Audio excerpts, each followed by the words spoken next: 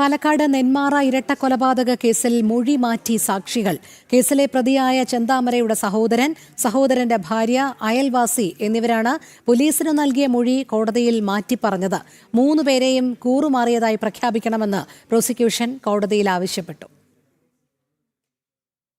നാടിനെ നടുക്കിയ നെന്മാറ ഇരട്ടക്കൊലപാതക കേസിൽ Palakkad additional district and sessions കോടതിയിലെ വിചാരണ നടപടികൾ പുരോഗമിക്കുന്നതിനിടെയാണ് 3 സാക്ഷികൾ കൂറുമാറിയത്. പ്രതി ചെന്താമരയുടെ സഹോദരൻ രാധാകൃഷ്ണന്റെ ഭാര്യ രമ, അയൽവാസിയായ പൊന്നുകുട്ടി എന്നിവരാണ് പോലീസിന് നൽകിയ മൊഴി കോടതിയിൽ മാറ്റിപ്പറഞ്ഞത്. കൊലപാതകത്തിന് തലേ ദിവസം ചെന്താമര തന്നെ ഫോണിൽ വിളിച്ചിരുന്നുവെന്ന മൊഴിയാണ് ചെന്താമരയുടെ സഹോദരൻ രാധാകൃഷ്ണൻ കോടതിയിൽ നിഷേധിച്ചത്. 3 പേരെയും കൂറുമാറിയതായി പ്രഖ്യാപിക്കണമെന്ന് പ്രോസിക്യൂഷൻ ജഡ്ജിയോട് ആവശ്യപ്പെട്ടു. 2025 ജനുവരി 27 നെന്മാറ പോത്തുണ്ടി ബോയൻ നഗർ സ്വദേശികളായ സുധാകരനെയും അമ്മ ലക്ഷ്മിയെയും പ്രതി ചെന്താമര വെട്ടിക്കൊലപ്പെടുത്തുകയായിരുന്നു.